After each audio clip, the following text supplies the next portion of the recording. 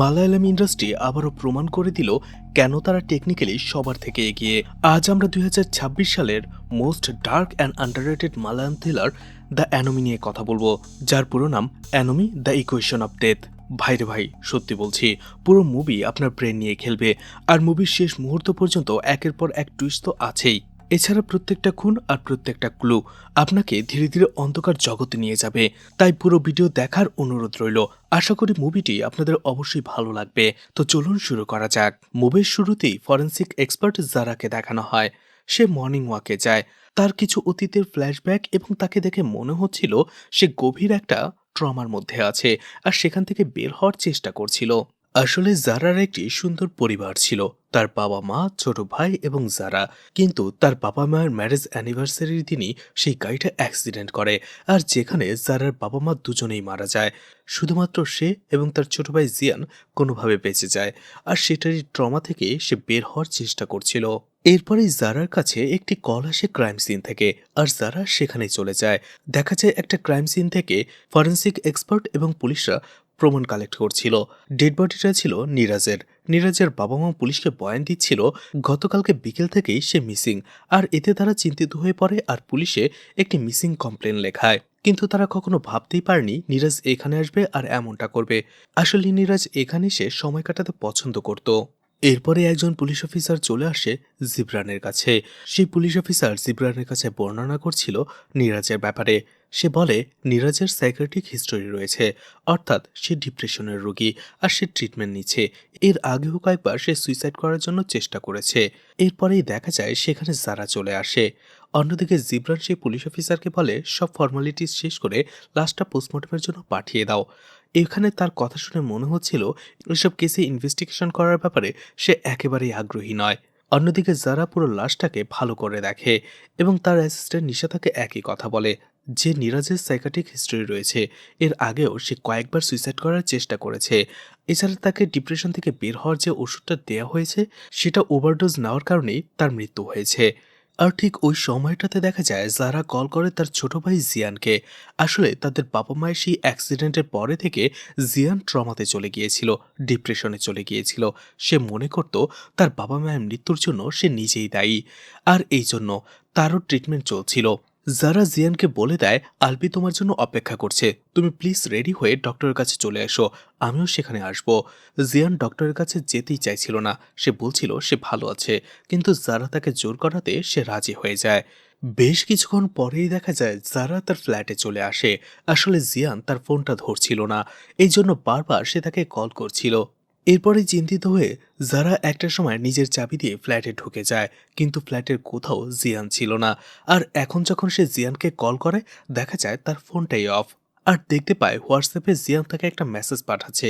সে বলছিল আসলে আমি ফ্ল্যাটে বোর হচ্ছিলাম, আমার বন্ধু সালমানের প্যাট শপে আমি চলে এসেছি, আমি এখনই চলে আসছি। কিন্তু যারার সন্দেহ হচ্ছিল, তখনই তার মনে হচ্ছিল হয়তোবা জিয়ান উল্টোপাল্টা কিছু একটা করে ফেলবে। এই জন্য সে সময় নষ্ট না করে সাথে সাথে নিচে চলে যায়। সিকিউরিটি গার্ডকে জিজ্ঞেস করে। সিকিউরিটি গার্ড বলে হ্যাঁ, সে বেশ কিছুক্ষণ আগে তার বিড়াল নিয়ে বাইরে বের হয়ে গেছে, আর সে এরপরে আর ফিরে আসেনি।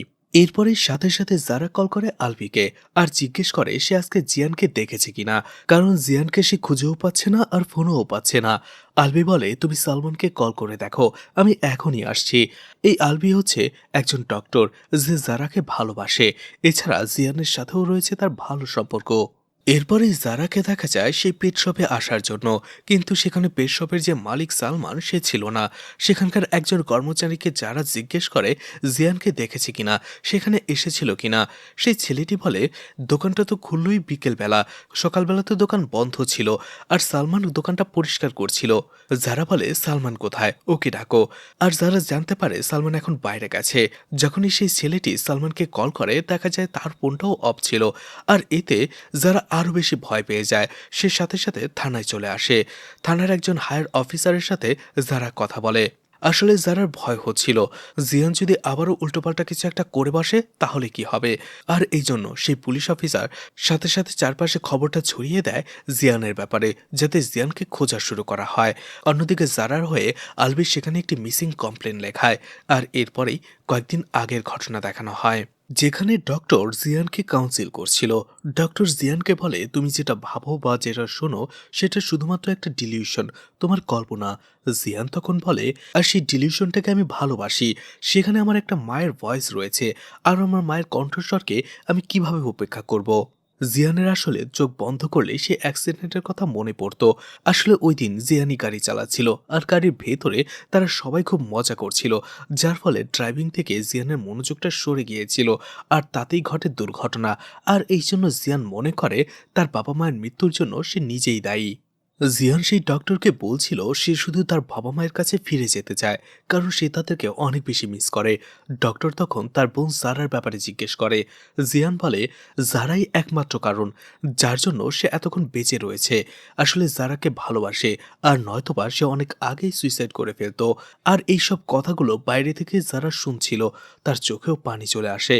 এদিকে দেখা যাচ্ছিল জিয়ান ধীরে ধীরে সেই ট্রিটমেন্টের পরে ভালো হয়ে যাচ্ছিল, আর যারাও সর্বোচ্চ চেষ্টা করে যাচ্ছিল জিয়ানকে সেই ট্রমা থেকে বের করে নিয়ে আসার। এদিকে দেখা যাচ্ছিল আলবিও জিয়ানকে অনেক বেশি সাহায্য করে এই ট্রমা থেকে বের হয়ে আসার জন্য।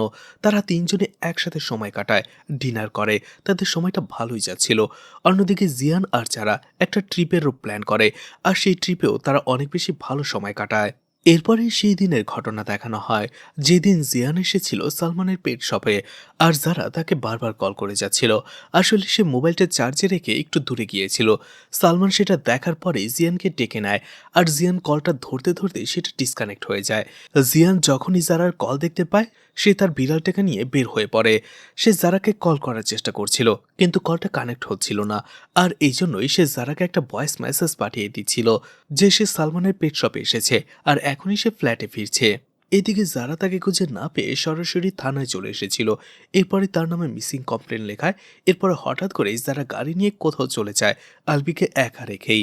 অন্যদিকে এই কেসের দায়িত্ব দেওয়া হয় জিবরানকে। জিবরান অন্য একজন পুলিশ অফিসারকে বলে, যেহেতু এরও সাইকাট্রিক হিস্টোরি রয়েছে, তাই এক কাজ করো, কয়েকজন পুলিশ অফিসার নিয়ে এর ফ্ল্যাটে যাও এবং সেই আশেপাশের জায়গাটা ভালো করে খোঁজ করো। যেহেতু আগেও কয়েকবার সুইসাইড করার চেষ্টা করেছে, হতেও পারে সে কোথাও সুইসাইড করে পড়ে আছে। অন্যদিকে জারাকে দেখা যায় যে গাড়ি নিয়ে একাই রাতের বেলা বের হয়ে পড়েছিল তার ছোট ভাইকে খোঁজার জন্য। সেই রাতে আর কোনোভাবেই জিয়ানের খোঁজ পাওয়া যায় না। পরদিন সকালবেলাতেই দেখা যায় রাস্তার পাশে একটি বড় গাছের পাশে হেলান দিয়ে বসে রয়েছে জিয়ান। জিয়ান আসলে মারা গেছে, আর তার পাশেই রয়েছে একটা বিষের বোতল। পুলিশ সেখানে চলে আসে, আর জিব্রানও সেখানে চলে আসে। আর সেখানে ক্রাইম সিন থেকে এভিডেন্সও কালেক্ট করা হয়। জিবরান ডেড বডিটাকে ভালো করে দেখে, আর এরপরেই জানা যায় এই একই গাছের সাথে তার বাবা মায়ের গাড়িটাকেও একটা অ্যাক্সিডেন্ট করেছিল। অন্য একজন ফরেন্সিক এক্সপার্ট জিবরানকে জানায় জিয়ানের মৃত্যুটা হয়েছে এখন থেকে 4 ঘন্টা আগের আশেপাশে। এরপরে সেখানে ভিড়ের ভেতরে আমরা জিয়ানের বন্ধু সালমানকেও দেখতে পাই। এরপরে জিয়ানের পোস্টমর্টম করার জন্য নিয়ে আসা হয় ডেড বডিটাকে, আর সেখানে ডক্টর শানমুকাম তার পোস্টমর্টমটা করবে। ঠিক তখনই সেখানে জারাও চলে আসে, আর তার ভাইকে শেষবারের মতো দেখে জড়িয়ে ধরে কান্না করে। আলবি কোনো মতে তাকে সামলে নেয়। এরপরেই দেখা যায় যথারীতি জিয়ানের শেষক্রিয়াও করা হয়, তাকে দাফন করা হয়। অন্যদিকে যারা একেবারে ভেঙে পড়েছিল জিয়ানকে হারিয়ে। এর বেশ কয়েকদিন পরেই দেখা যায় যারা তার এক আঙ্কেলের সাথে দেখা করতে আসে। যারা তাকে বলে, আঙ্কেল, জিয়ান যদি সত্যি সুইসাইড করে এর মানেটা হচ্ছে আমি ওকে ঠিকঠাকভাবে কেয়ার করতে পারিনি, যত্ন করতে পারিনি। আসলে যারা কোনোভাবেই বিশ্বাস করতে পারছিল না যে জিয়ান সুইসাইড করেছে। যারা বলে, হ্যাঁ, আগে হয়তো জিয়ান কয়েকবার সুইসাইড করার চেষ্টা করেছিল, কিন্তু তার ট্রিটমেন্ট চলছিল, আর সে অনেকটা ভালোও হয়ে যাচ্ছিল। তখনই মেসেজের মাধ্যমে তার অফিস থেকে যারাকে জানানো হয় জিয়ানের মৃত্যুটা হয়েছিল 3টা 15 মিনিটে। এরপরেই যারা জিয়ানের সেন্ড করা সেই ভয়েস মেসেজটার সময় দেখে, যেটা ছিল দুপুর 12টা 17 মিনিট, আর সে মারা গিয়েছে রাত 3টা 15 মিনিট। তার মানে এই 15 ঘন্টা সে কি করেছে। সেই লোকটা জারাকে বলে, অনেক সময় এই ধরনের ডিপ্রেশনের রোগীরা নিজেরা কি করবে বুঝতে পারে না, আর ডিসিশন নেবার জন্যই অনেক সময় একা থাকার চেষ্টা করে। জিয়ানও হয়তোবা সেটাই করেছে। তখনই যারা জিয়ানের সেই ভয়েস মেসেজটা তাকে শোনায়, আর বলে ওর কণ্ঠস্বর শুনে কি মনে হচ্ছে যে ও তখন ডিপ্রেশনে ছিল। এরপরে ডক্টর ষণমুগম মেসেজ দেয় জারাকে। জারা সেখানে চলে আসতেই সে তাকে পোস্টমর্টম রিপোর্টটা দিয়ে দেয় আর জিজ্ঞেস করে তোমার কেন মনে হলো যে জিয়ান সুইসাইড করেনি। কারণ পোস্টমর্টমের সব রিপোর্টে আমরা যা দেখতে পেয়েছি তাতে মনেই হচ্ছে যে জিয়ান সুইসাইড করেছে। জারা বলে কিন্তু আমার কেন জানি মনে হচ্ছে ও সুইসাইড করেনি, কারণ ও জানতো ও যদি সুইসাইড করে সব থেকে বেশি ভেঙে পড়বো আমি। ডক্টর ষণমুগম বলে তোমাকে একটা বিষয় বলতে ভুলে গেছি, আসলে ওর বডিতে পয়জনের পাশাপাশি আমি প্রোকোফলও পেয়েছি, কিন্তু পয়জনের পাশাপাশি প্রোকোফল কেন আসলো সেটা আমি বুঝতে পারলাম না। আর এখান থেকেই সন্দেহের দানা বাঁধতে শুরু করে জারার মনে। জারা সেই বিষয়টা নিয়ে রাস্তায় ভাবতে ভাবতে আসছিল, আর ঠিক তখনই তার হঠাৎ করে একটা কথা মনে পড়ে। কিছুদিন আগে যখন সে অফিসে কাজ করছিল, নিশা তাকে একটা রিপোর্ট দেখিয়েছিল, আর সেটার ভেতরেই প্রোকোফলের কথা উল্লেখ ছিল। সাথে সাথে সে নিশাকে কল করে এবং সেই রিপোর্টের ব্যাপারে জানতে চায়। নিশা তাকে বলে সেই রিপোর্টটা ছিল নিরাজের, যেও ছিল একজন সাইকাটিক পেশেন্ট এবং সুইসাইড করেছিল। তার বডিতেও পোস্টমর্টমের পরে দেখা যায় প্রোকোফল পাওয়া গিয়েছিল। এরপরে জারা যখন নিরাজের পোস্টমর্টম রিপোর্টটা দেখে সে দেখতে পায় সেখানেও প্রায় একই রকম সবকিছু। এছাড়া সে এটাও জানতে পারে এই পোস্টমর্টমটা করেছিল ডক্টর জন। এরপরেই জারা ডক্টর জনের সাথে দেখা করে এবং তাকে দুটো পোস্টমর্টম রিপোর্টই দেখায়। ডক্টর জন বলে দুটো পোস্টমর্টম রিপোর্ট একেবারেই সিমিলার, শুধুমাত্র এখানে ভিন্নতা রয়েছে। জিয়ান পয়জন খেয়ে সুইসাইড করেছিল, অন্যদিকে নিরাজ তার ডিপ্রেশনের মেডিসিন যেটার ওভারডোজের কারণেই সে মারা গিয়েছিল। যারা এই বিষয়টা নিয়ে অন্য একজন পুলিশ অফিসারের সাথেও কথা বলে, সেই পুলিশ অফিসার বলে হ্যাঁ তারা এই বিষয়টা খেয়াল করেছে আর এই লিডটা তারা ফলো করছে। অন্যদিকে এই কেসটা রয়েছে পুলিশ অফিসার জিবরানের কাছে। আসলে জিবরান স্যার আপাতত এখন কেসে তেমন গুরুত্বই দেয় না, এই জন্য যারা নিজে থেকেই কেসটা ধীরে ধীরে ইনভেস্টিগেশন করতে শুরু করে। এরপরে যারা আরও একজন অফিসারের সাথে দেখা করে এবং তার কাছে তিনটে নাম্বার দিয়ে তাদের লোকেশন হিস্টোরি চেক করতে বলে। আর সেখান থেকে সে জানতে পারে তার ফোনটা সুইচ অফ হয়ে গিয়েছিল সালমানের দোকানের আশেপাশে থেকেই। আর সেখান থেকেই জানা যায় জিয়ানের ফোনটা সুইচ অফ হওয়ার সাথে সাথে সালমানের মোবাইলেও একটা কল আসে যার নাম ছিল প্রবীণ। যারা বলে প্রবীণ হচ্ছে সালমানের পেট শপের স্টাফ। এরপরে সে অফিসারের কাছে যারা নিরাজের ফোনের লোকেশন হিস্টোরিও চেক করে আর জানা যায় যেদিন সে মিসিং হয়ে যায় তার সাথে অ্যান্টনি নামের একজন লোকের কথা হয়েছিল, আর নিরাজ অ্যান্টনির সাথে দেখাও করতে গিয়েছিল। সেখান থেকে বের হওয়ার ২০ মিনিট পরেই তার ফোনটা অফ হয়ে যায়। যারা সেখানে ক্রাইম সিনের ফটোগুলো ভালো করে দেখার পরেই সে দেখতে পায় সেখানে একটা টায়ার মার্কও ছিল, যেটা পুলিশ একেবারেই গুরুত্ব দেয়নি। আর সেই টায়ার মার্কটা নিয়ে সে একটু রিসার্চও করতে থাকে। আর কয়েকদিন রিসার্চ করার পরে সে আবারও তার সেই আঙ্কেলকে কল করে আর যারা তাকে বলে এখন সে নিশ্চিত জিয়ান কোনোভাবেই সুইসাইড করেনি, বরং এর পেছনে রয়েছে খুব নিখুঁত একটি প্ল্যান। আর এই বিষয়ে সে ইনভেস্টিগেশন করবে। পুলিশের উপরে সে ভরসা করতে পারছে না, বিশেষ করে শীষ দেবরানের ওপরে, আর এই জন্য সে সরাসরি কোর্টে অ্যাপ্লাই করবে। এদিকে দেখা যায় জিবরানের হায়ার অফিসার ছিল তারই বন্ধু এবং সে তাকে বোঝাচ্ছে অতীতে যা হয়েছে হয়েছে, এখন তাকে ঠিকঠাকভাবে কাজটা করতে হবে, নয়তোবা তার বদনাম চারদিকে ছড়িয়ে পড়ছে, সে কতদিন তাকে আর আগলে রাখবে। ঠিক ওই সময়টাতে সেখানে যারা চলে আসে আর সেই হায়ার অফিসারকে বলে সে এখন নিশ্চিত তার ভাইয়ের মৃত্যুটা কোনো সুইসাইড নয়, বরং সেটা একটা নিখুঁত প্ল্যানের মার্ডার। আর এই একই ঘটনা ঘটেছে এর আগে নিরাজের সাথেও। অন্যদিকে এই দুটো কেসই পুলিশ অফিসার জিবরান সুইসাইড বলে ক্লোজ করে দিয়েছে। জিবরান সেখানেই উপস্থিত ছিল। যারা বলে সে এখন এইগুলো নিয়ে কোর্টে যাবে। এছাড়া সে এটাও নিশ্চিত সামনে এই ধরনের কেস আরও আসবে। যারা সেখান থেকে চলে আসে আর সে হায়ার অফিসার জিবরানকে বলে এখন কি হবে, যদি এটা সত্যি হয়ে থাকে তাহলে আমরা প্রবলেমে পড়ে যাব। জিবরান বলে তুমি টেনশন করো না, আমি সবকিছু সামলে নেব। এর পরের দিনই দেখা যায় আরও একজন ডক্টরের কার পার্কিং এরিয়াতে আরও একটি ডেড বডি পাওয়া যায়। আর এবার একটি মেয়ের ডেড বডি যার নাম শাহিনা। সেখানে জিবরানও চলে আসে আর সেই ডক্টরের সাথে কথা বলে আর জানতে পারে এই শাহিনা তারই পেশেন্ট ছিল।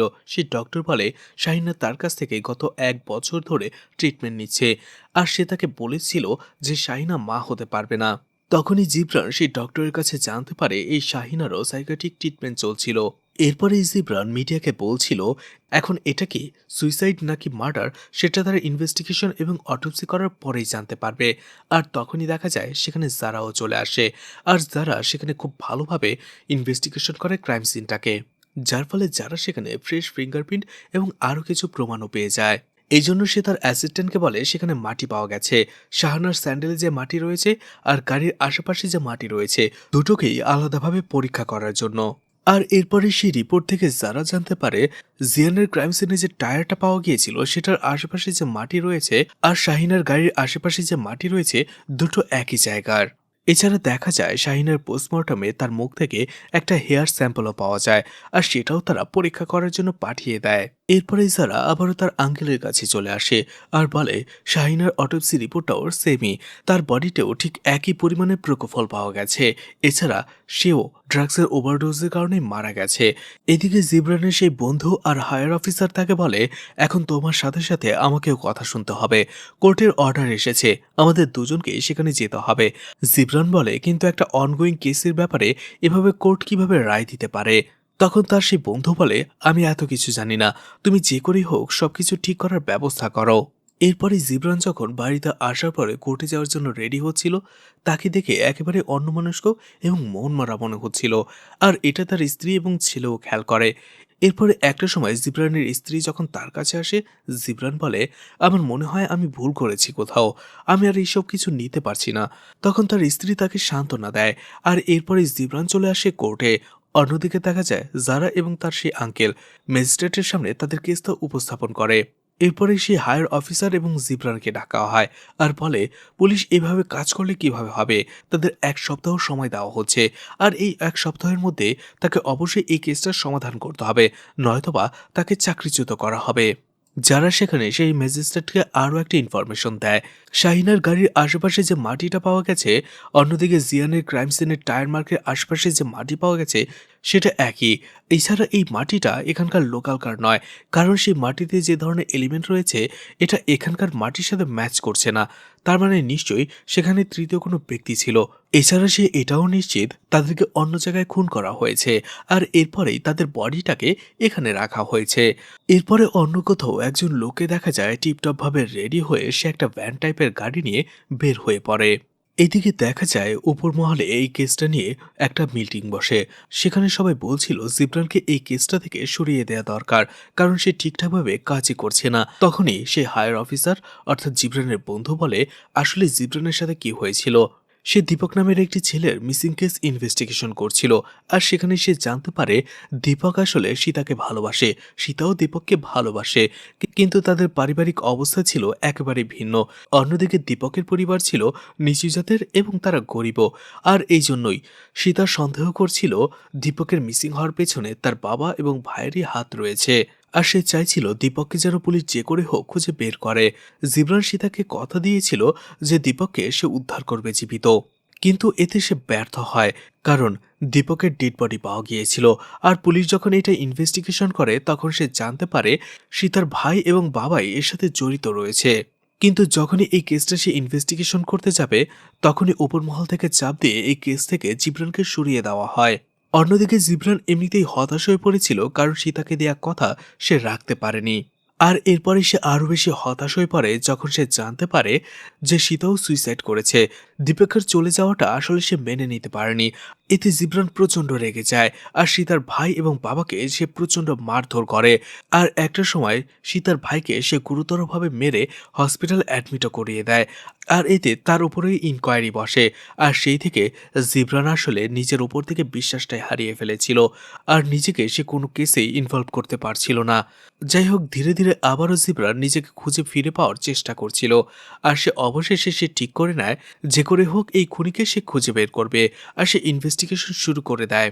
প্রথমেই সে 3টা লোকেশন বের করে যে 3টা জায়গা থেকে জিয়ান, শাহিনা এবং নিরাজ নিখোঁজ হয়েছিল। আর সে 3টা টিমকে ভাগ করে সেই 3টা জায়গায় চলে যেতে বলে। আর এই 3জন ভিকটিমের সাথে যারা যারা কানেক্ট রয়েছে তাদের সবাইকে ইনকোয়ারি করতে বলে। এছাড়া সেই ফিঙ্গারপ্রিন্ট এবং টায়ার মার্কের ব্যাপারেও খোঁজ নিতে বলে। তারা জানায় যে সেই ফিঙ্গারপ্রিন্টটা একেবারে নতুন, কারণ সেটা তাদের ডেটাবেসের সাথে ম্যাচ করছে না। আর সেই গাড়ির টায়ারের ব্যাপারেও তারা খোঁজ নিচ্ছে। অন্যদিকে যারা তার আঙ্কেলকে বলে তার কাছে মনে হচ্ছে নিরাজ, জিয়ান এবং শাহিনা এই 3টি কেসের আগে হয়তো এমন কেস আরও থাকতে পারে, সেগুলো আমাদের খুঁজে বের করা দরকার। যারা এবং তার আঙ্কেল তখন অন্য একজনের সাথে দেখা করে এবং তারা জানতে চায় যেসব মৃত্যুর পরে পোস্টমর্টম রিপোর্টে প্রকোফল পাওয়া গেছে সে সেই ধরনের মৃত্যুর ব্যাপারে জানতে চায়। অন্যদিকে সেই পুলিশ জানতে পারে সেই ধরনের টায়ারগুলো বেশিরভাগ জিপে ব্যবহার করা হয়। এছাড়া তারা অটোপসি রিপোর্টগুলো থেকে জানতে পারে প্রোকোফলের ব্যাপারে। এই ধরনের প্রোকোফলগুলো অপারেশনের সময় ব্যবহার করা হয়। আর এই প্রোকোফল সাধারণত বাইরের মানুষের পাওয়ার কথা নয়, আর যদিও বা পায় তাহলে সেটা শুধুমাত্র ড্রাগ ডিলার্স অথবা ইলিগেল বিজনেসম্যানদের কাছেই পাওয়া যেতে পারে।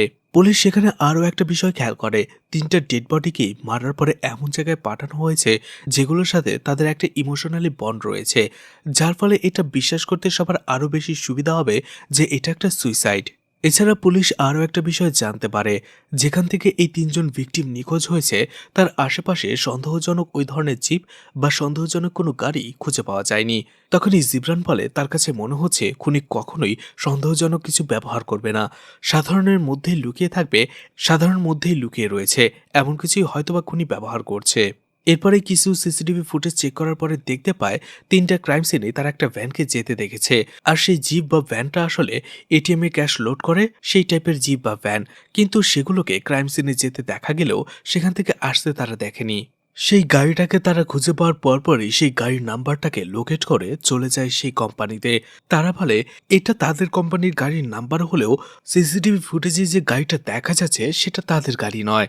এরপরে সেই 3জন ভিকটিমের সাথে যারা সরাসরি কানেক্টেড তাদেরকে ডাকা হয় ইন্টারোগেশনের জন্য, আর সেখানে টোটাল 15 জন লোক হয়। তাদের ডক্টরের কাছ থেকে জিবরান জানতে পারে 3জনই ছিল ডিপ্রেশনের রোগী, যদিও তারা 3জনই ধীরে ধীরে সেটা থেকে বের হয়ে আসতে চাচ্ছিল। জিবরান সেই 3জন ডক্টরকে জিজ্ঞেস করে তারা তাদের পেশেন্টের লিস্ট কি কাউকে দিয়েছিল কিনা। 3জন ডক্টরই বলে তারা কখনই তাদের পেশেন্টের লিস্ট অন্য কাউকে দেয় না। এরপরে হসপিটালের অ্যাটেন্ডার্স এবং ওয়ার্ড বয়দেরও জিজ্ঞাসাবাদ করা হয়, কিন্তু সেখান থেকেও তেমন কোনো ইনফরমেশনই পাওয়া যায় না। এরপরে একজন পুলিশ অফিসার জিবরানকে জানায় সালমানের ফোন থেকে তারা নিরাজের বাবার একটি ফটো পেয়েছে। তার মানে বোঝা যাচ্ছিল যে সালমান হয়তোবা জিয়ান এবং নিরাজ দুজনের সাথেই কানেক্টেড। এই বিষয়টা পুলিশের একটু সন্দেহ হয়। এরপরে সালমানকে যখন জিজ্ঞেস করা হয় তখন তারা জানতে পারে সালমান আসলে সেই দিন সেখান থেকে জিয়ান যাবার একটু পরেই বের হয়ে পড়েছিল, আর সে একটু দূরে চলে গিয়েছিল, যার ফলে তার ফোনটা আউট অফ রিচ ছিল। এছাড়া তাকে যখন সেই ফটোটা দেখানো হয় সে বলে নিরাজের বাবার এই ফটোটা তাকে আসলে কেউ সেন্ড করেছিল, আর নিরাজের বাবার সাথে যে কুকুরটা ছিল সে একই জাতের কুকুর তার কাছে আসে কিনা সেটা জানতে চেয়েছিল। এরপরেই নিরাজ যে অ্যান্টনির সাথে দেখা করতে গিয়েছিল তাকে জিজ্ঞাসাবাদ করা হয়। সেই অ্যান্টনি বলে তারা বেশ কিছুক্ষণ সেখানে কথা বলেছিল। নিরাজ তাকে জানায় সে মাঝে মধ্যে এখন একটা স্বপ্ন দেখছে, আর সেই স্বপ্নতে সে পিয়ানো বাজাচ্ছে। আর এরপরে সে সেখান থেকে চলে গিয়েছিল। অন্যদিকে শাহিনা ছিল একটি স্কুলের টিচার। সেখানকার দারোয়ান জানায় সেই দিন শেষ করে সে আমার সাথে কথা বলে, প্রত্যেকবারের মতো সে হাসি দিয়ে আমাকে বিদায় জানিয়ে চলে যায়। সে কিছুক্ষণ সেখানে একটা অটোর জন্য অপেক্ষাও করছিল, অটো না পেয়ে সে সেখান থেকে চলে এসেছিল। এদিকে জারাকে দেখা যায় সেই হেয়ার স্যাম্পলের ডিএনএ রিপোর্টটা সে পেয়ে যায়। সেখানে একজন ডক্টর জারাকে জানায় সে যাকে খুঁজে বেড়াচ্ছে সে একজন পুরুষ, যার বয়স 30 থেকে 33 বছর, কিন্তু আমাদের যে ডিএনএ ডেটাবেস রয়েছে সেটার সাথে কোনো ম্যাচ পাওয়া যায়নি। এদিকে বাসায় আসার পরে জারা জিয়ানের সেই ভয়েস মেসেজটা বারবার শুনছিল, আর বারবার শোনার পর সে একটা জিনিস খেয়াল করে, তাকে ভয়েস মেসেজ পাঠানোর সাথে সাথে সে কাউকে একটা হাই বলেছিল, আর সেটাও সেই ভয়েস মেসেজে রেকর্ড হয়ে গিয়েছিল। এদিকে জিব্রানও কোনোভাবেই কোনো ইনফরমেশন খুঁজে পাচ্ছিল না, যার ফলে সে একেবারে হতাশ হয়ে পড়ছিল। অনেকক্ষণ ভাবার পরে জিব্রান কল করে আরও একজন পুলিশ অফিসার মনোজকে, আর বলে হসপিটালে যারা অ্যাটেন্ডার রয়েছিল তাদেরকে কাস্টডিতে নেওয়ার জন্য, কিন্তু থানায় নয়, থানার বাইরে। এদিকে জারা আর আলবি তারা যাচ্ছিল একজন অডিও এক্সপার্টের কাছে। যাবার আগে আলবিকে জারা জিয়ানের সেই ভয়েসটা শোনায়। যখন জিয়ান তাকে এই ভয়েস মেসেজটা পাঠাচ্ছিল সে কাউকে রেসপন্সও করেছিল, তার সামনে পরিচিত কেউ ছিল। আলবিও এই বিষয়টা ধরতে পারে। আলবিও তখন জারাকে বলে সে যতটুকু জিয়ানকে চেনে সে অপরিচিত কাউকে কখনোই হাই বলবে না, তার মানে নিশ্চয়ই জিয়ানের পরিচিত কেউ সেখানে ছিল। এদিকে জিবরানকে দেখা যায় সেই 3জন অ্যাটেন্ডারকে মারধর করে জিজ্ঞাসাবাদ করে, আর অবশেষে তারা জানায় তারা একজন লোককে কিছু পেশেন্টের লিস্ট দিয়েছিল, আর তারা 3জনই এই কাজটা করেছিল কিছু টাকার বিনিময়ে। তখনই একজন বলে ওঠে তার কাছ থেকে যে লোকটা সেই লিস্টটা নিতে এসেছিল সে তার গোপনে ছবি তুলে রেখেছিল। জিবরান সাথে সাথে সেই ছবিটা দেখে, যেখান থেকে মুখটা স্পষ্টই দেখা যাচ্ছিল, আর এটা জিবরানের কাছে অনেক বড় একটা ব্রেক থ্রু। আর বাকি 2জনও নিশ্চিত করে যে এই লোকটাই তাদের কাছ থেকে সেই লিস্টটা নিয়ে গিয়েছিল, অর্থাৎ রোগীদের লিস্ট। তখনই জিবরান মনোজকে বলে কাজে লেগে যাওয়ার জন্য, আর বলে এই লিস্টে যতজন রোগী রয়েছে তাদের সবাইকে সতর্ক রাখার জন্য। এছাড়া এই ফটোতে যে লোকটা রয়েছে তার ডিটেলস আমার খুব শীঘ্রই চাই। এদিকে জারা আর আলবি যখন তারা সেই অডিও এক্সপার্টের কাছে আসে, সেই অডিও এক্সপার্ট তাদের সেই ভয়েসটা ভালো করে শোনায়, আর যেখান থেকে জানা যায় জিয়ান হাই বলার আগে তাকে কেউ দূর থেকে হাই বলেছিল। আর সেই লোকটার ভয়েস যখন যারা বারবার শোনে তখন তার মনে হতে থাকে এই ভয়েসটা সে আগেও হয়তো কোথাও শুনেছে। এদিকে জারা এবং আলবি যখন কার পার্কিং জোনে থেকে লিফটে ওঠে তখন হঠাৎ করে আলবির মনে হতে থাকে সেখানে লুকিয়ে কেউ তাদের ফলো করছে। এই জন্য সে চারদিকটা ভালো করে দেখে, কাউকে দেখতে না পেয়ে সে আবারও ভেতরে চলে যায়। সেখানে আলবি জারাকে বলে সে এই বিষয়টা নিয়ে অনেক বেশি ভাবছে। সে ধীরে ধীরে এই বিষয়টার প্রতি এতটাই অবসেসড হয়ে যাচ্ছে যে সে ধীরে ধীরে মেন্টালি প্রেশার নিয়ে ফেলছে। আর যেহেতু পুলিশ এই বিষয়টা নিয়ে অনেক ইন্টারেস্ট দেখাচ্ছে এবং ইনভেস্টিগেশন করছে, তাই জারার উচিত এখন একটু রিল্যাক্স করা। এদিকে দেখা যায় আর একজন বৃদ্ধ দম্পতি থানায় এসে অভিযোগ করে তাদের ছেলেকে খুঁজে পাওয়া যাচ্ছে না। আর 2 দিন আগেও 2জন পুলিশ এসেছিল, আর তারা বলেছিল আমাদের ছেলেকে যেন আমরা বাইরে কোথাও একা যেতে না দেই। তাদের ছেলের নাম ছিল ভেসিল। অন্যদিকে পুলিশকে দেখা যায় সেই ছবিটির সাথে তাদের ডেটাবেস ম্যাচ করে দেখছে। অন্যদিকে যারা আলবিকে বলতে থাকে সে কিছুই বুঝতে পারছে না কি করবে। ধীরে ধীরে জিয়ানের চাইতে সেই খুনির প্রতি সে বেশি আসক্ত হয়ে পড়ছে। এদিকে একজন পুলিশ অফিসার জিব্রানকে জানায় সেই ভ্যাসেলের মিসিং এর কথা। অন্যদিকে পুলিশের ডেটাবেস থেকে সেই লোকটাকে খুঁজে পাওয়া যায় যার নাম ছিল প্রসাদ, আর পুলিশ সেখানেই যেতে শুরু করে। কিন্তু পুলিশ তার বাসায় আসার পরেও সেখানে প্রসাদকে খুঁজে পায় না। প্রসাদ যে লিস্টগুলো এনেছিল রোগীদের সেই লিস্টগুলো পুলিশ সেখানেই খুঁজে পায়, যার ফলে পুলিশ এখন হন্য হয়ে ভ্যাসিলকে, প্রসাদকে এবং সেই ভ্যানটাকে ট্র্যাক করার চেষ্টা করছিল। অন্যদিকে সেই ভ্যানটাকে দেখা যাচ্ছিল নির্জন একটা রাস্তা দিয়ে এগিয়ে যাবার জন্য। এদিকে রাত হয়ে গিয়েছিল কিন্তু ভ্যাসিল বা প্রসাদ আর সেই গাড়ি কোনো কিছুরই খোঁজ পায়নি পুলিশ। আর ঠিক তখনই কল আসে জিবরানের কাছে আর বলে প্রসাদকে সে একটা জায়গায় দেখতে পেয়েছে। পুলিশ এক মুহূর্ত দেরি না করে সেখানে চলে যায়। দেখা যায় সেটা ছিল একটা হোটেল। জিবরান 2জন পুলিশ অফিসারকে হোটেলের ভেতরে পাঠিয়ে দেয় প্রসাদ আছে কিনা চেক করার জন্য। এইদিকে তারা পুলিশের লোক এটা জানা সত্ত্বেও সেই রিসিপশনে থাকা লোকটি কোনো রুমেরই চাবি বা সেখানে যারা ছিল তাদের পরিচয় দিচ্ছিল না। আর এতে প্রচন্ড রেগে যায় জিবরান। সে সেখানে যেয়ে সাথে সাথে ফায়ার অ্যালার্মটা বাজিয়ে দেয়, যার ফলে হোটেলের বারান্দায় সব লোকেরা বাইরে চলে আসে। আর তখনই তারা দেখতে পায় প্রসাদকে। প্রসাদ দেখা যায় পুলিশকে দেখার সাথে সাথেই পালানোর চেষ্টা করে। তখনই পুলিশ আর প্রসাদের মাঝে একটা ক্যাট অ্যান্ড মাউস গেম শুরু হয়ে যায়, যেখানে পুলিশ অনেক কষ্টেও প্রসাদকে ধরতে পারে না। সে একটা বাইক নিয়ে সেখান থেকে পালাতে সক্ষম হয়, কিন্তু জিবরান সেও আরো একটি বাইক নিয়ে তাকে ফলো করতে শুরু করে। যদিও প্রসাদ তাকে ফাঁকি দিয়ে একটা গোডাউনে চলে এসেছিল, আর সে সেখানে থাকা কয়েকজন লোককে বলছিল আমার পরিচয় কে ফাঁস করেছে, পুলিশ আমার ব্যাপারে কি করে জানলো। তারা বলে তারা কেউ এই কাজটা করেনি। ঠিক তখনই তারা সিসিটিভি ক্যামেরায় দেখতে পারে জিবরানও সেখানে চলে আসে, আর জিবরান তাদের সাথে সেখানে এসে ফাইট করতে শুরু করে। আর অবশেষে বেশ খানিকক্ষণ ফাইট করার পরে জিবরান প্রসাদকে ধরে ফেলে, তাকে ইন্টারোগেশন শুরু করে। প্রসাদ প্রথমে সেই 3জনের ছবি দেখার পরে বলে এরা কারা, আমি এদেরকে চিনি না। তখনই জিবরান তাকে বলে তুমি 3টা আলাদা হসপিটাল থেকে রোগীদের লিস্ট নিয়েছো, আর সেখান থেকেই 3জন রোগী মারা গিয়েছে এবং সেখানে থাকা আরো একজন রোগী ভ্যাসিল এখন মিসিং। সে কোথায়? এছাড়া জিবরানের কথায় আমরা জানতে পারি এই প্রসাদ একজন ড্রাগ ডিলার। এর আগেও তার নামে আরো 10টা কেস রয়েছে। জিবরান বলে সেই সব বিষয়টা আমরা পরে দেখব, আগে এখন এদেরকে খুঁজে বের করা দরকার। জিবরান তাকে ওয়ার্ন করে সে যদি ভালো ভালো মুখ না খোলে তাহলে সে তাকে এখানেই এনকাউন্টার করে মেরে ফেলবে। প্রসাদ বলে আমি কোনো সাইকোপ্যাথ না, মার্ডারার না, আপনারা যাকে খুঁজছেন আমি সেই লোক না, আমাকে বিশ্বাস করুন আমি একটা লুপের মধ্যে ফেসে গেছি। হ্যাঁ এটা ঠিক, হসপিটাল থেকে রোগীদের লিস্টগুলো আমি নিয়ে এসেছিলাম, কিন্তু আমি সেগুলো খুন করার জন্য আনিনি, বরং একটা বিজনেস ডিলের জন্য এনেছি। তখনই জিবরানের কথাতে সে পুরো ঘটনা বলতে শুরু করে। প্রসাদ বলে একদিন হঠাৎ করে একটা প্রাইভেট নাম্বার থেকে আমার কাছে কল আসে, আর সে আমার কাছ থেকে একটা ভালো অ্যামাউন্টের প্রোকোফল কিনতে চায়, আর সেটাও একটা ভালো অ্যামাউন্ট দিয়ে। তাই আমি রাজি হয়ে যাই। আর এরপরে সে একটা হোটেলের ক্লক নাম্বার আমাকে দিয়ে দেয়, আর যেখানে আমি প্রোকোফলটা রেখে আসি। আর বাইরে আসার সাথে সাথেই আমার ব্যাংক অ্যাকাউন্টে টাকাটা জমা হয়ে যায়। আর এতে আমার খুব ভালো লাগে, কারণ এখানে আমার বেশ প্রফিট হয়েছিল। বেশ কয়েকদিন পরে আবারও সেই লোকটাই কল করে, আর সে বলে এবার তার 3টা আলাদা আলাদা হসপিটাল থেকে বেশ কিছু রোগীর লিস্ট লাগবে। আর আমিও সেখানকার হসপিটালের অ্যাটেন্ডারদের সাথে যোগাযোগ করি এবং তাদেরকে টাকা দিয়ে লিস্টগুলো নিয়ে নিই, আর একই রকমভাবে একই জায়গায় রাখি, ঠিক একই রকমভাবে পেমেন্টও পাই।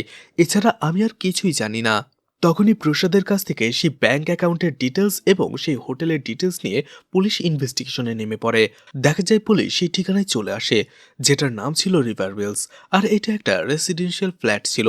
আর সেখানে যেতেই সিসিটিভি ফুটেজ যখন তারা চেক করে, তখনই তারা দেখতে পায় সিসিটিভি ফুটেজে সেখান থেকে মুখোশ পরা একজন লোক এসে সেই প্রোকোফল এবং সেই লিস্টগুলো নিয়ে গিয়েছিল। এদিকে সেই ব্যাংক অ্যাকাউন্ট এবং সেই ক্লকরুম থেকে তারা কোনো কিছুই করতে পারে না, যার ফলে আবারও জিবরান হতাশ হয়ে পড়ে। কিন্তু পরের দিনই দেখা যায় তারা আবারও একটি ফ্ল্যাটের সামনে চলে আসে, আর সেখানে যেতেই দেখা যায় সেখানে একটা ডেড বডি পড়েছিল, কিন্তু সেটা ভ্যাসিলের নয়, বরং আলবির। খবরটা পেয়ে সেখানে চলে আসে যারা, আর একেবারেই হতাশ হয়ে পড়ে। প্রথমে সে তার ভাই, আর এরপরেই আলবি। এখন সে কি করবে? এদিকে তখনই পুলিশ খবর পায় ভ্যাসিল এখনো জীবিত রয়েছে। সে আসলে একা থাকার জন্য কাউকে কিছু না বলেই চার্চে চলে গিয়েছিল। অন্যদিকে পুলিশ আলবির ডেড বডিটা পর্যবেক্ষণ করে জানতে পারে যে আলবির মার্ডারটা একেবারে আগের মার্ডারগুলোর থেকে আলাদা। এরপরে জিবরান অন্য একজন পুলিশকে বলে জারাকে বলার জন্য, যাতে সে বেশ কয়েকদিন সতর্ক অবস্থায় থাকে। এদিকে আলবির পোস্টমর্টম করার পরেও জানা যায় যে আলবির বডিতেও ঠিক একই রকম একই অ্যামাউন্টে প্রোকোফল পাওয়া গিয়েছিল। আর এতে পুলিশ নিশ্চিত হয়ে যায় যে আলবিকেও ঠিক একই খুনি খুন করেছে। তখনই জিবরান সেখানে বলতে থাকে সে এখন নিশ্চিত খুনি নিশ্চয়ই জারাকে ওয়ার্ন করতে চাইছে, তাকে ট্রিট দেওয়ার চেষ্টা করছে, যাতে করে এই কেসটা থেকে সে সরে দাঁড়ায়। এছাড়া সে বিশ্বাস করে জারা এবং সেই খুনির মধ্যে নিশ্চয়ই কোনো না কোনো সম্পর্ক রয়েছে, কিন্তু হয়তোবা জারা সেটা জানে না। এদিকে ডক্টর শানমুগাম কল করে জারাকে আর বলে আমি তোমাকে একটা মেল পাঠিয়েছি, আর তোমার ধারণাই ঠিক, কুটিয়াম মেডিকেল কলেজে 11 বছর আগে ঠিক একই রকমভাবে একটা মৃত্যু হয়েছিল, যার বডিতেও ঠিক একই পরিমাণ প্রোকোফল পাওয়া গিয়েছিল। সেই ইনফরমেশন অনুযায়ী যারা সেই অ্যাডভোকেট আঙ্কেল চলে গিয়েছিল সেই মেডিকেল কলেজে, এবং সেখানে যে রেকর্ড রুম থেকে সে অটোপসি রিপোর্টটাও দেখে, আর দেখা যায় যে মেয়েটি মারা গিয়েছিল সে একজন মেডিকেল স্টুডেন্ট ছিল, আর তার নাম ছিল জেসি। আর তার মৃত্যুর কারণটা সেখানে লেখা ছিল কার্ডিয়াক অ্যারেস্ট। আর আজকেই জেসির মৃত্যুবার্ষিকী। কথাটা শোনার সাথে সাথে যারা বের হয়ে পড়ে জেসির বাড়ির উদ্দেশ্যে। সেখানে যাবার পরে দেখা যায় জেসির মৃত্যুবার্ষিকী পালন করা হচ্ছিল। সে জেসির বাবার সাথে কথা বলে। দেখা যায় সেখানে জেসির বাবার সাথে কথা বলে যারা জেসির রুমটাও দেখে, আর সে দেখতে পায় সেখানে বেশ কিছু মেডিকেলের বই রয়েছে, যেগুলো লেখা ছিল লাইফ আফটার ডেথ, মানে মৃত্যুর পরের জীবনকে নিয়ে। আর এই বিষয়ে জেসির তৈরি করা বেশ কিছু নোটও সে পায়। জেসির বাবার কাছ থেকে জানতে পারে জেসি যখন ফাইনাল ইয়ারে ছিল তখনই মৃত্যু হয় তার। এছাড়া সে কোনো একটা বিষয় নিয়ে রিসার্চ করছিল, আর তখনই যারা বলে আপনার মেয়েকে খুন করা হয়েছে, আর আপনি সেটা এমনিতেই মেনে নিয়েছেন। এরপরে জেসির কিছু রিসার্চ পেপার নিয়ে যারা চলে আসে। এইদিকে পুলিশ যখন ব্যাংকে এসে ইনভেস্টিগেশন করেছিল, তারা জানতে পারে প্রসাদের অ্যাকাউন্টে যে টাকাটা পাঠানো হয়েছিল সেটা হচ্ছে কোবাত্তরের সেন্ট মেরি এরিয়ার কয়েকটা এটিএম বুথ থেকে।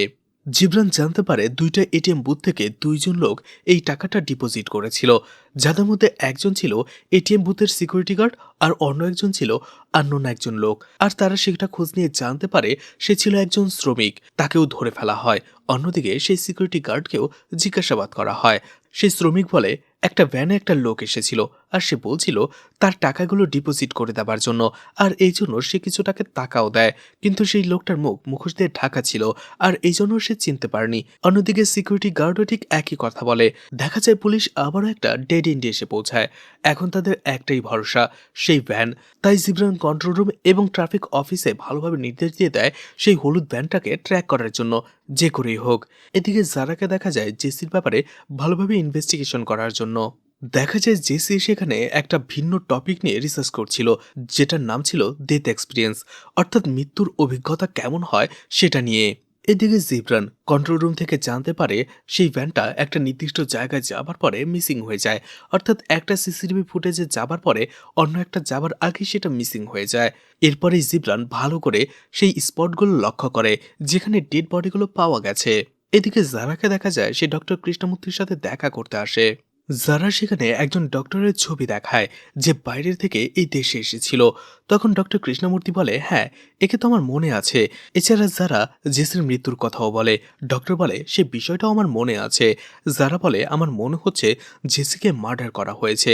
আর এরপরেই সে একটা এক্সপেরিমেন্টের কথা বলে যেটার নাম ছিল দ্য ইকুয়েশন অফ ডেথ। তখনই ডক্টর কৃষ্ণমূর্তি বলে, হ্যাঁ, এ ধরনের একটা রিসার্চের ব্যাপারে আমিও শুনেছি। আসলে সেই ডক্টর অনেক বেশি ইন্টেলিজেন্ট ছিল। বাইরের দেশ থেকে আসার পরে সেখানে অনেক বিষয় নিয়ে রিসার্চ করে। তার বেশ ভালো একটা টিমও ছিল। তারা আসলে যে বিষয়টা নিয়ে রিসার্চ করছিল সেটা খুবই ইন্টারেস্টিং। তাদের মতে মানুষ মারা যাবার কিছুক্ষণ পরেও তাদের ব্রেনটা সজাগ থাকে।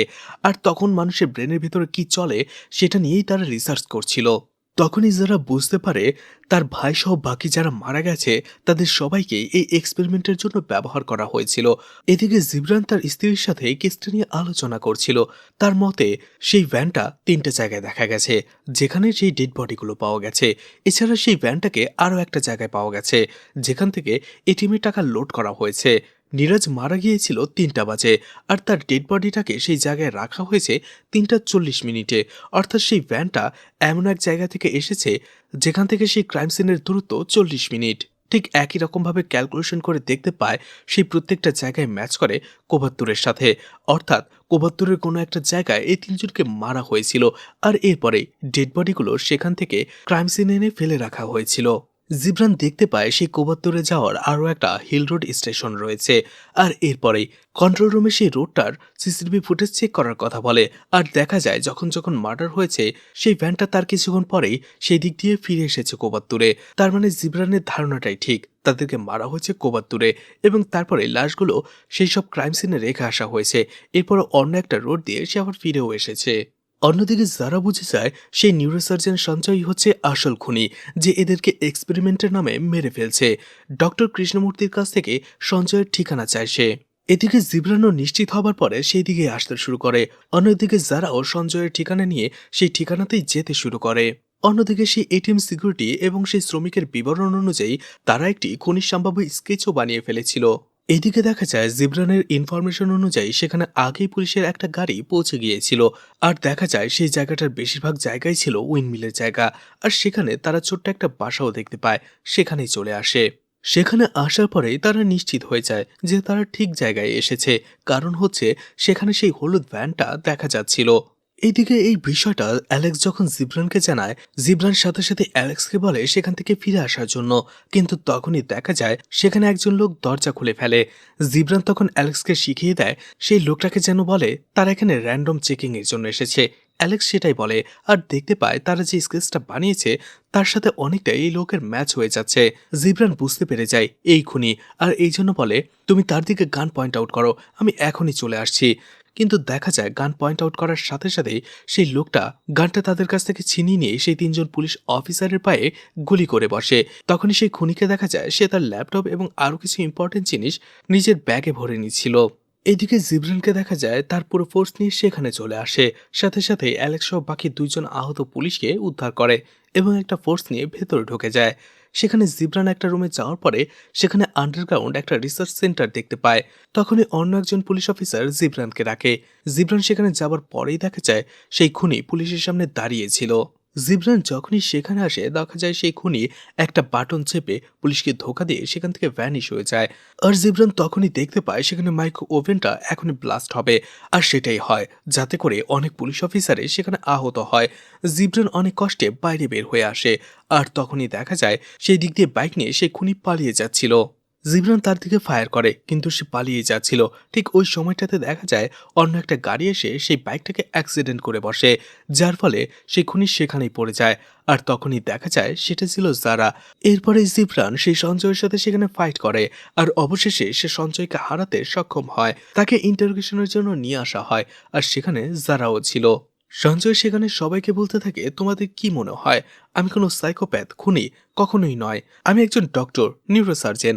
আর আমি যেটা আবিষ্কার করার চেষ্টা করছি সেটা যদি একবার কমপ্লিট হয়ে যায় পুরো মানব ইতিহাস বদলে যাবে। ভাবো, একজন মানুষ মারা যাবার পরে আমরা তার ব্রেনটা ক্যাপচার করে ফেলছি। তার ব্রেনের ভেতরে যত মেমোরি, যত ইনফরমেশন ছিল সেটা আমরা ক্যাপচার করতে পারবো। এমনকি অনেক ক্ষেত্রে সেসব মানুষগুলোকে জীবিত ফিরিয়েও নিয়ে আসতে পারবো। আর এটা যদি হয়ে থাকে তাহলে মানব সভ্যতার ইতিহাসই পরিবর্তন হয়ে যাবে। আর তোমরা আমাকে খুনি বলছো? এই কয়েকটা মানুষের জন্য যদি হাজার হাজার মানুষের জীবন বেঁচে যেতে পারে তাহলে এটাকে তোমরা কি করে ক্রাইম বলছো? আর আমি এই রিসার্চের নাম দিয়েছি দ্য ইকুয়েশন অফ ডেথ। ঠিক তখনই সেখানে অন্য একজন অফিসার আসে। সেই ল্যাব অফিসার বলে, আমরা সঞ্জয়ের ডিএনএ এবং ফিঙ্গারপ্রিন্ট দুটোই চেক করেছি, কিন্তু মার্ডার স্পট থেকে আমরা যে হেয়ার স্যাম্পল পেয়েছি সেটা ডিএনএর সাথে সঞ্জয়ের ডিএনএ ম্যাচ করছে না। এমনকি যে ফিঙ্গারপ্রিন্টটা ছিল সেটাও সঞ্জয়ের ফিঙ্গারপ্রিন্টের সাথে ম্যাচ করছে না। এতে তারা অবাক হয়ে যায় আর বুঝতে পারে নিশ্চয়ই সঞ্জয়ের সাথেও আরও কেউ রয়েছে। তখন সঞ্জয়কে জিজ্ঞেস করা হয়। সঞ্জয় বলে, আমি কোনো সুপারম্যান নই, অবশ্যই আমার পার্টনার রয়েছে। আর তখনই দেখা যায় সেই মেডিকেল কলেজে এই সঞ্জয়ের পার্টনার ছিল জেসি এবং আলবি। হ্যাঁ, সেই আলবি যে যারাকে ভালোবাসতো। এটা শুনে সবাই সেখানে অবাক হয়ে যায়। সঞ্জয় বলে, আর আমরা যা যা করেছি সবগুলো আমার এবং আলবির প্ল্যান অনুযায়ী করেছি। যারা একেবারেই ভেঙে পড়ে। অন্যদিকে সঞ্জয় বলতে থাকে, সেই কলেজের শুরুর দিনগুলো থেকেই আমরা একটা রিসার্চ নিয়ে ব্যস্ত ছিলাম, দ্য ইকুয়েশন অফ ডেথ। আর এখানে আমি, জেসি এবং আলবি ছিল। আমরা প্রথমেই কাজটা নিয়ার ডেথ এক্সপিরিয়েন্স নিয়ে শুরু করি। অর্থাৎ পৃথিবীতে এমন অনেক রোগী বা মানুষ রয়েছে যারা একদম মৃত্যুর কাছাকাছি যেয়ে আবারও ফিরে এসেছে। মৃত্যুর কাছাকাছি যাবার পরে তাদের অনুভূতিটা কেমন ছিল আর সেই সময় তাদের সাথে কি হয়েছিল সেটাই জানার চেষ্টা করছিলাম আমরা। আর আমাদের এই গবেষণা সফল হলে মৃত্যু নিয়ে মানুষের ধারণাটাই বদলে যাবে। আর এই গবেষণার সময় আমরা কিছু শকিং ব্যাপার জানতে পারি যেগুলো অনেক ভালো লাগার মতো। অন্যদিকে এই প্রজেক্টে গবেষণা করতে করতে জেসি এই প্রজেক্টের ব্যাপারে অনেক বেশি অবসেসড হয়ে গিয়েছিল। আর একটা সময় সে ঠিক করে সে নিজেই নিয়ার ডেথ এক্সপিরিয়েন্সটা নেয়ার চেষ্টা করবে। কিন্তু প্রথমবারের মতো আমাদের সেই নিয়ার ডেথ এক্সপিরিয়েন্সের গবেষণা ফেল হয়ে গিয়েছিল, যার ফলে জেসিকা মারা গিয়েছিল। কিন্তু তখন এই বিষয়টা কেউ ধরতেই পারেনি, কারণ জেসিকার পোস্টমর্টম রিপোর্টে তার মৃত্যুর কারণ হিসেবে কার্ডিয়াক অ্যারেস্ট এসেছিল। এরপরে আমি আর আলবি ঠিক করি এটাকে আমরা আর ভালোভাবে গবেষণা করব। আর এই বিষয়টাকে আমরা এত বছর ধরে ডেভেলপ করে এসেছি। আর যখন এক্সপেরিমেন্টের সময় হয়ে গেছে তখন আমাদের মানুষ দরকার ছিল। কিন্তু কেউ নিজের ইচ্ছেতে তাদের এই এক্সপেরিমেন্টে সামিল হওয়ার জন্য রাজি হবে না, তারা সেটা জানতো। আর এই জন্য তারা হান্টিং শুরু করে। তারা এমন সব মানুষদের মেরেছে যারা তাদের জীবনের মূল্যই বুঝতো না। আর সেই সব মানুষদেরই তারা তাদের এক্সপেরিমেন্টের কাজে লাগিয়েছে। এরপরে আমরা প্রসাদকে ব্যবহার করি রোগীদের লিস্ট এবং প্রকোফলের জন্য।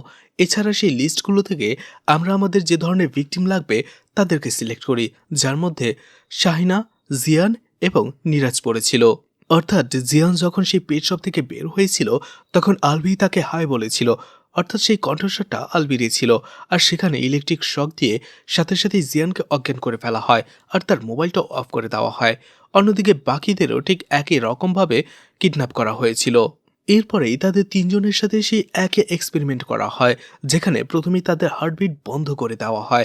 আর এরপরেই তাদের আবারও ফিরিয়ে নিয়ে আসার চেষ্টা করা হয়, যেখানে তারা নিয়ার ডেথ এক্সপিরিয়েন্স করে। আর ওই সময়টাতে তাদের মস্তিষ্ক এবং তাদের অবচেতন মন কিভাবে কাজ করছিল সেটাই তারা ডিজিটাল স্ক্রিনে রেকর্ড করে ফেলে।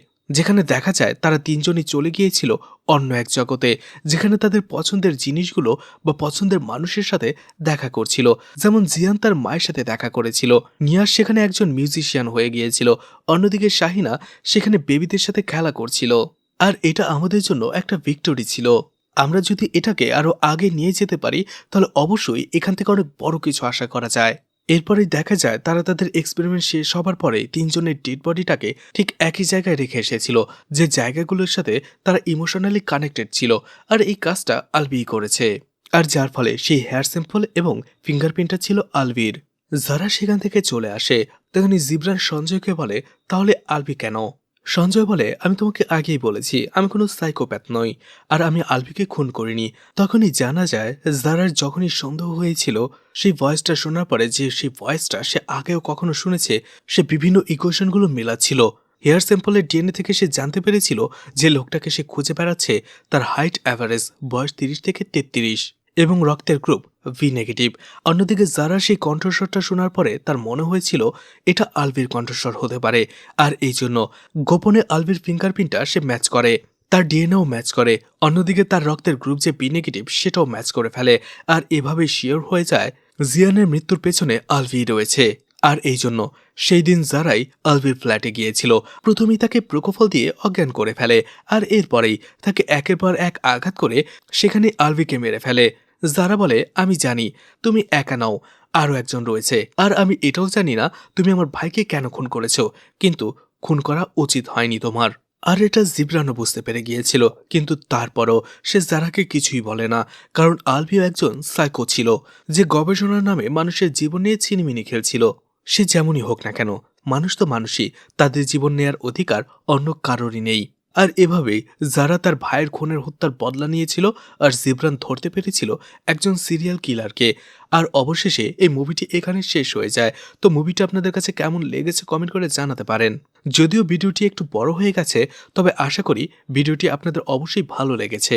আর মুভিটা ভালো লাগলে লাইক কমেন্ট শেয়ার করে পাশে থাকতে পারেন। তো আজকের মতো বিদায় নিচ্ছি। আবারও দেখা হবে নতুন কোনো মুভি বা ওয়েব সিরিজ নিয়ে। ততক্ষণ পর্যন্ত ভালো আর সুস্থ থাকবেন সবাই। আজকের মতো বিদায় নিচ্ছি। আল্লাহ হাফেজ।